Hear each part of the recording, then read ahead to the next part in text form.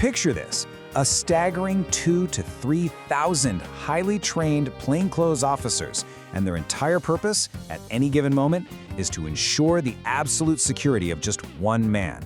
I mean, it's basically a massive invisible shield that is constantly shifting and moving all around the globe. Today, we are going to objectively explore a totally hidden, fascinating world, the highly classified travel network of Russian President Vladimir Putin. We're going to look closely at the incredible, almost unbelievable intersection of neoclassical opulence and absolute military-grade security that surrounds a head of state on the move. Starting with Section 1, the priority of protection, safeguarding the head of state. So, for a global leader who has survived multiple assassination attempts throughout his tenure, you know security is going to be the absolute top priority, right? Well, the core philosophy here is actually pretty simple, but logistically, it's massive. It's all about unpredictability.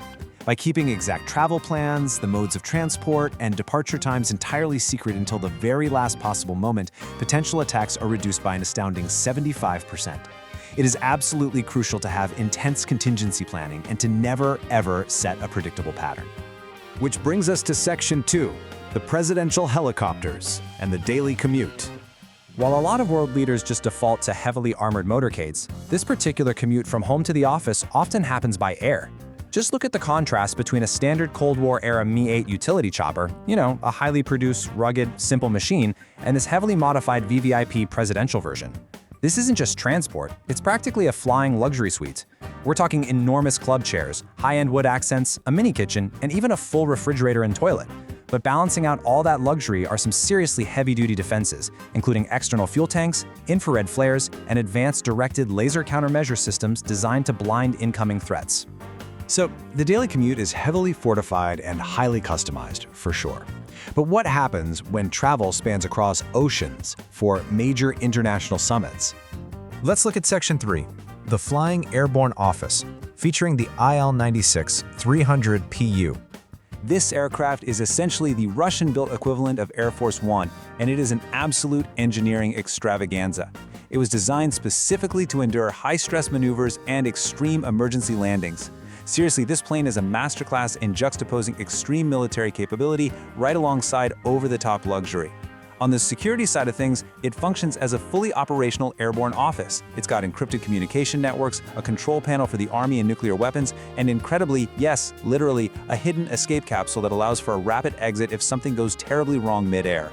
Yet right alongside those hardcore military features, you have a fully equipped gym, a large dining hall, a kitchen for fresh meals, and a neoclassical design complete with gold accents and white leather furniture.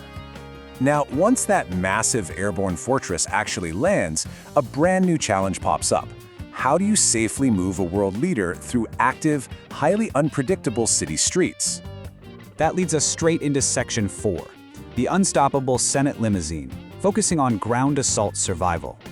To really understand this ground strategy, we first have to look at the human element. These cars are driven by highly trained officials who are strictly vetted by state security. Get this, there are only 10 of these drivers, and their training takes 10 full years. It's frequently compared to the rigorous vetting and training required to become a brain surgeon.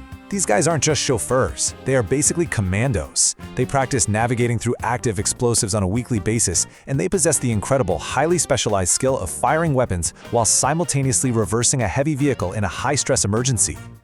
Now, what's really interesting about this is the sheer capability of the vehicle itself. Meet the Oris Sonat limousine.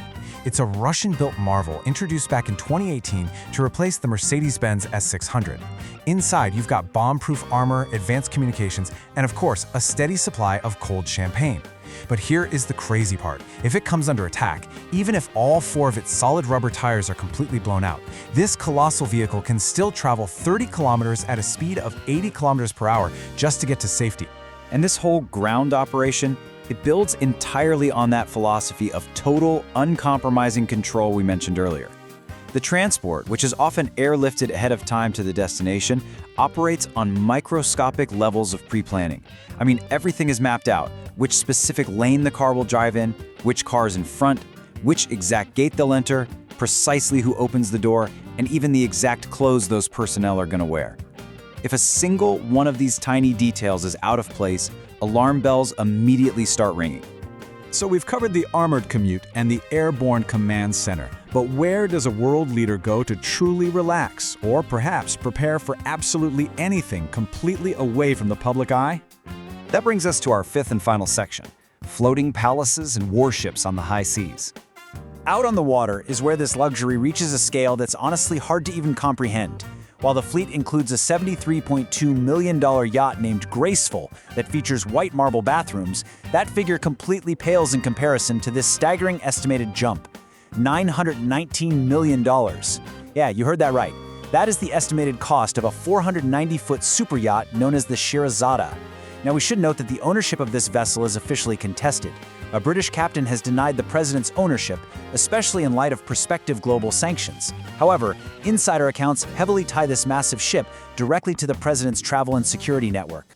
Some people have described this catamaran as a tiny metropolis, and it's easy to see why. It's outfitted with multiple swimming pools, a spa, a theater, a ballroom, and not one, but two helipads. It features bathrooms with King Midas evocative gold taps and even gold toilet paper holders. But just like the helicopters and the planes, beneath all that incredible leisure is a state-of-the-art security system. Remarkably, this system actually includes the capability to physically knock hostile drones straight out of the sky. As one of our sources so aptly put it, this massive vessel can shift, quote, from party boat to war machine in a flash. It adds an entirely different layer of security beneath the waves, too. The yacht is equipped with 5 dinghies, 6 jet skis, and 8 high-tech underwater scooters. It ensures absolute control and dominance of the surrounding environment, perfectly masking what is practically a military asset beneath layers of opulent luxury. Ultimately, when you step back and look at this vast network, a really clear pattern emerges. Across land, air, and sea, this travel philosophy relies on intense secrecy, highly trained personnel, and endless redundant contingency plans. Every single mode of transport is a highly fortified military-grade bunker, expertly disguised as a neoclassical luxury suite. It's a fascinating reflection of how extreme geopolitical power necessitates an equally extreme, isolated reality. The sheer level of resources dedicated to just moving one person is truly unparalleled. It really makes you stop and wonder about the sheer scale of logistics required just to move from point A to point B, which brings me to a question for all of you watching. With all these incredible, albeit heavily guarded options, if you were somehow invited to travel along, would you choose the bomb-proof limousine on land, the drone-knocking super yacht at sea, or the Airborne Command Center up in the air? Let us know your choice in the comments below.